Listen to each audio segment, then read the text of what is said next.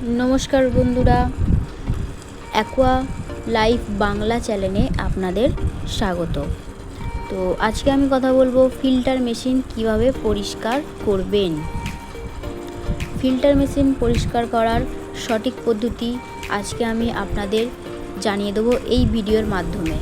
आपनादेर मने अनेकेरई प्रश्न जागते पारे बा जानते इच्छा करते पारे जे आमी सरासरि भिडियोते केन करे देखाच्छि ना। आसले आमार भिडियो क्वालिटीटा अतटाও भालो ना, ताई आमी वॉइस दिएই आपनादेरके बुझिয়ে देওয়ার চেষ্টা করছি। যেটা আপনারা বুঝতে পারবেন না অবশ্যই কমেন্টে পিন করে জানাবেন, আমি অবশ্যই কমেন্টে রিপ্লাই দেব। তো এবার আসা যাক মেন পয়েন্টে। তো অ্যাকোয়ারিয়ামের ফিল্টার পরিষ্কার কিভাবে করবেন সেটা বলি। অ্যাকোয়ারিয়ামের ফিল্টার মেশিন পরিষ্কার করার সময় সাধারণ জলের পরিবর্তে অ্যাকোয়ারিয়ামের পুরনো জল ব্যবহার করবেন।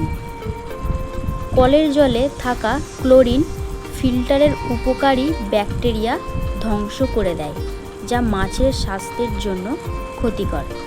ফিল্টার মিডিয়া আলতো করে ধুয়ে ইমপ্লেয়ার ও মোটরটি নিয়মিত ব্রাশ দিয়ে পরিষ্কার করা উচিত এবং পরিষ্কার করার আগে filter main power supply plug খুলে ফেলুন। মানে জ্যাক থেকে বোর্ড থেকে জ্যাকটা খুলে ফেলুন এবং একটি পরিষ্কার বালতিতে অ্যাকোয়ারিয়াম থেকে কিছুটা জল তুলে নিন এবং ফিল্টার থেকে স্পঞ্জ এবং অন্যান্য মিডিয়া বের করে এই জলের মধ্যে হালকাভাবে চিপে ময়লা পরিষ্কার করুন। ফিল্টারের নিচে অংশ বা মোটর খুলে ইমপ্লেয়ার নামক ছোট্ট পাখনা অংশটি বের করুন। একটি সাধারণত শ্যাওলা বা পিছল পদার্থ জমে আটকে যায়।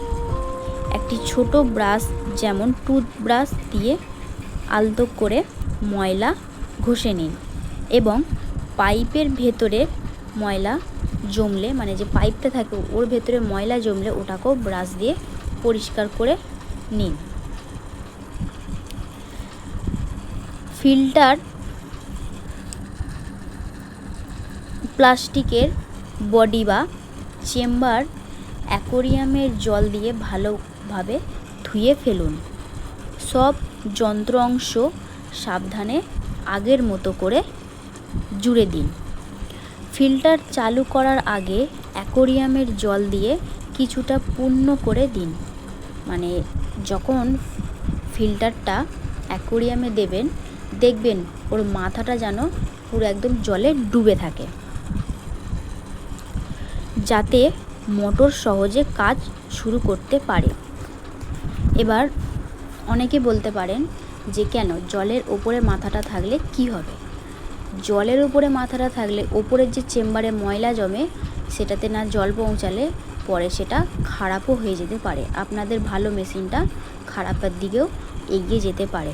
তো আমি যে এখানে এতগুলো বললাম, কথাগুলো টিপসগুলো দিলাম, এগুলো আপনারা একটু ভালোভাবে খেয়াল রাখবেন বা ফলো করবেন, তাহলে আপনাদের অ্যাকোয়ারিয়ামও ভালো থাকবে, আপনাদের ফিল্টার মেশিনও ভালো থাকবে আর আপনাদের মাছও সুস্থ থাকবে।